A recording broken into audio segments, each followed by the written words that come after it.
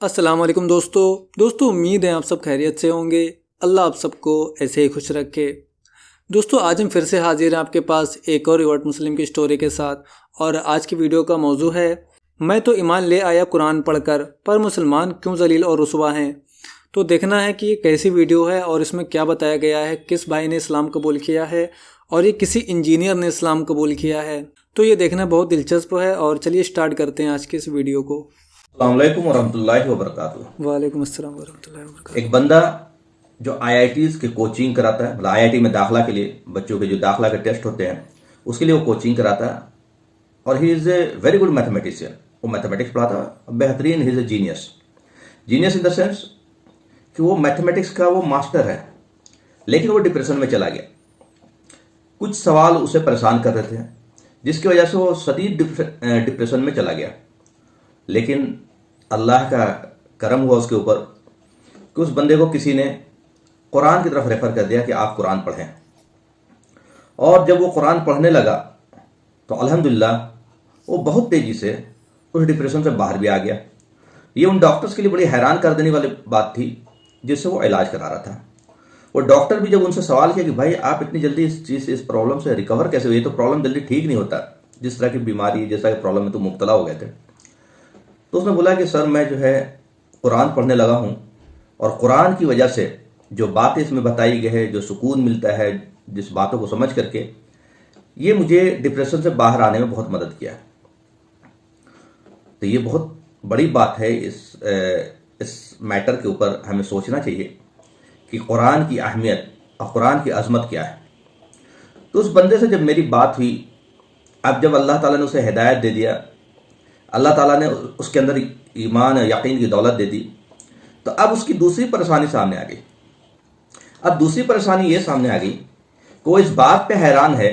اس نے مجھ سے کہا کہ رسول بھائی آپ ایک بات بتائیے، مجھے یہ چیز سمجھ میں نہیں آ رہی ہے کہ جس قوم کے پاس قرآن ہو اور اتنی اچھی چیز ہو، جس نے مجھے ڈپریشن سے باہر نکال دیا، مجھے ان سوالوں کا جواب دیا جس سے میں الجھ گیا تھا، جس سے میں پریشان ہو گیا تھا، جس کی وجہ سے میں ڈپریشن میں چلا گیا تھا، اس کلام کے ہوتے ہوئے، اس قرآن کے ہوتے ہوئے، کائنات کا جو مالک ہے اس کا کلام کے ہوتے ہوئے، یہ مارگ درشن ساری انسانیت کے لیے مارگ درشک ہے، ساری انسانیت کے لیے ہدایت ہے، یہ بات اس کو سمجھ میں آ گئی۔ اس کے ہوتے ہوئے مسلمان کیوں ہندوستان کی بات کرے، پاکستان کی بات کرے، بنگلہ دیش کی بات کرے، خاص کر کے ان ریجن میں کیوں اتنا پچھڑا ہوا ہے، کیوں اتنا ذلیل ہو رہا ہے، کیوں اتنا پریشان ہو رہا ہے، کیوں اس کی عزت آج جو ہے نہیں رہی جیسا ہونا چاہیے؟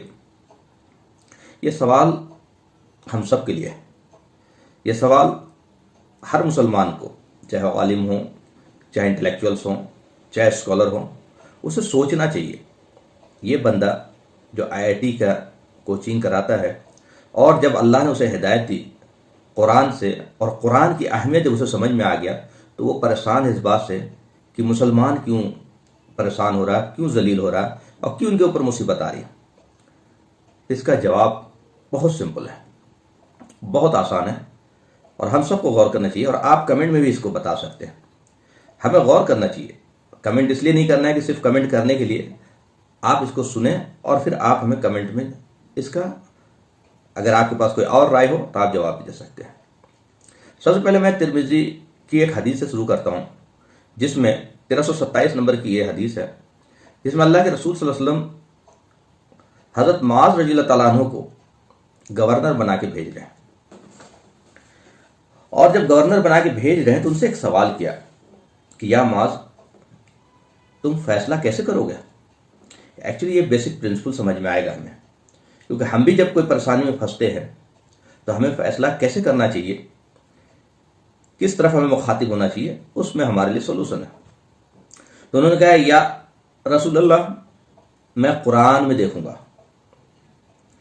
پھر اللہ کے رسول صلی اللہ علیہ وسلم کہتے ہیں اگر قرآن میں نہ ملے، یہ اگر ورڈ ہے کہ اگر قرآن میں نہ ملے تو کیا کرو؟ اگر مل جائے تو اچھی بات ہے، اگر قرآن میں نہ ملے تو انہوں نے کہا کہ میں آپ کی سیرت میں دیکھوں گا، اگر آپ کی سیرت میں کوئی ایسا معاملہ آیا ہو۔ پھر اللہ کے رسول صلی اللہ علیہ وسلم نے کہا کہ اگر سیرت میں بھی نہ ملے تو انہوں نے کہا کہ ہم اجتہاد کریں گے، آپس میں بیٹھ کر کے اس میں مشورہ کریں گے اور اجتہاد کریں گے۔ یہ ایک بیسک پرنسپل بتایا گیا. ہمیں بھی کوئی پرابلم اگر آئے یا کسی بھی دینی پرابلم آئے، کسی کو بھی کوئی دینی پرابلم آئے، تو سب سے پہلے وہ قرآن دیکھے گا. اگر قرآن میں نہیں ملتا ہے تب وہ سیرت میں جائے گا. اگر قرآن میں کلیئر ہو گیا تو پھر نیچے آنے کی ضرورت ہی نہیں. سیرت میں کلیئر ہو گیا تو پھر اس سے نیچے آنے کی ضرورت ہی نہیں.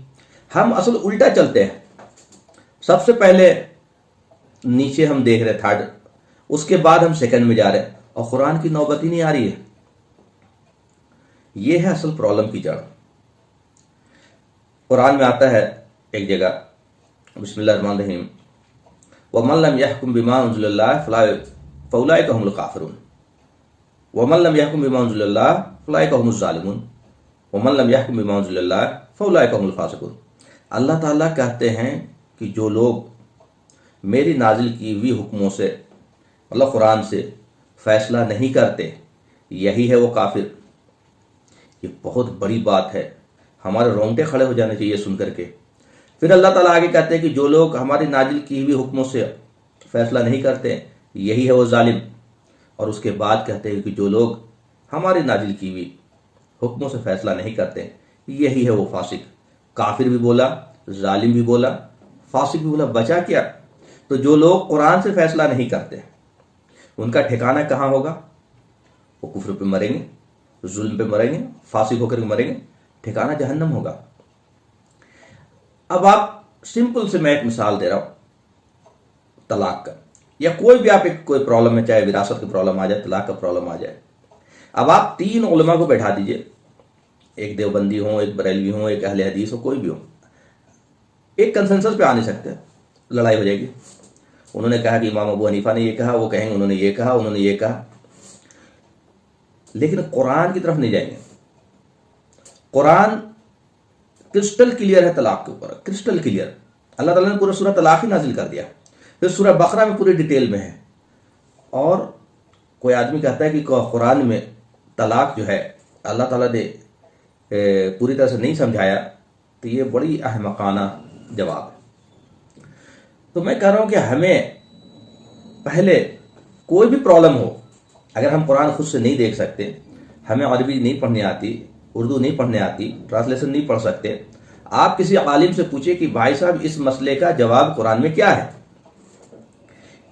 پہلے آپ قرآن جاننے کی کوشش کریں، اس کے بعد آپ اللہ رسول صلی اللہ علیہ وسلم کی صحیح حدیث میں دیکھیں. اگر نہیں سمجھ میں آئے کہ تبھی تو تیسری جگہ جائیں گے، لیکن ہماری شروعات ہی تیسری جگہ سے ہو رہی ہے.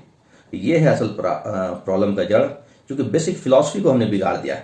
اور یہ اللہ تعالیٰ کا وارننگ ہے کہ جو لوگ ایسا نہیں کرتے ان کا ٹھکانہ جہنم ہوگا.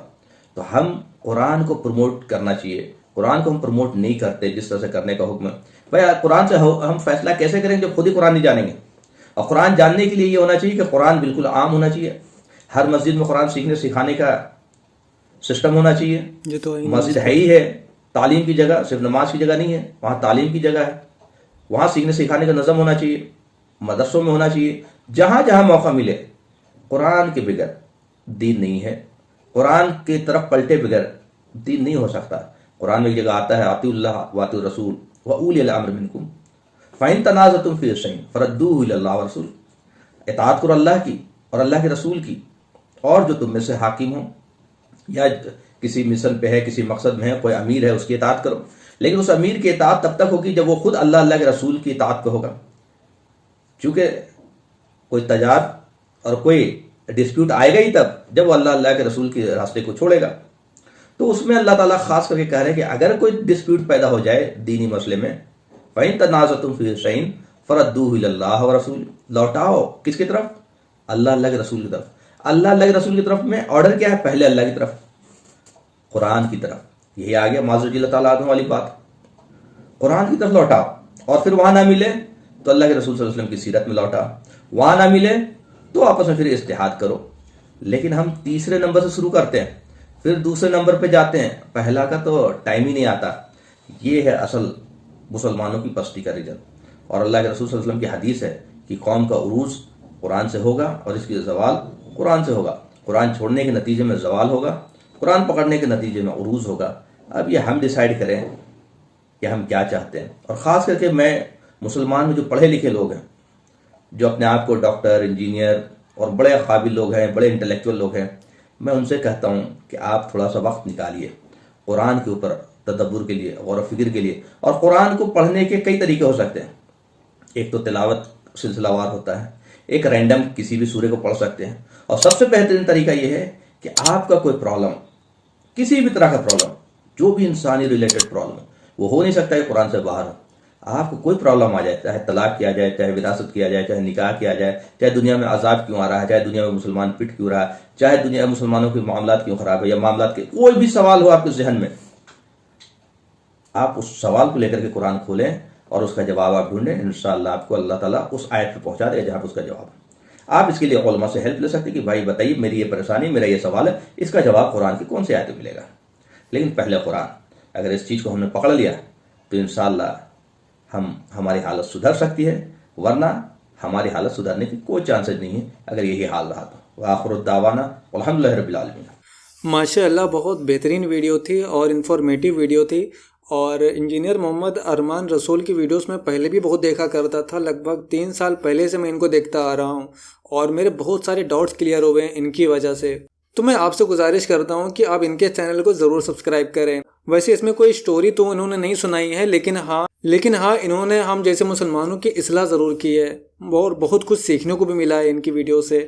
تو آپ کو یہ ویڈیو کیسی لگی ہمیں کمنٹ کر کے ضرور بتائیے گا. ویڈیو پسند آئی ہو تو ویڈیو کو لائک کریں، شیئر کریں اور ہمارے چینل کو سبسکرائب کریں.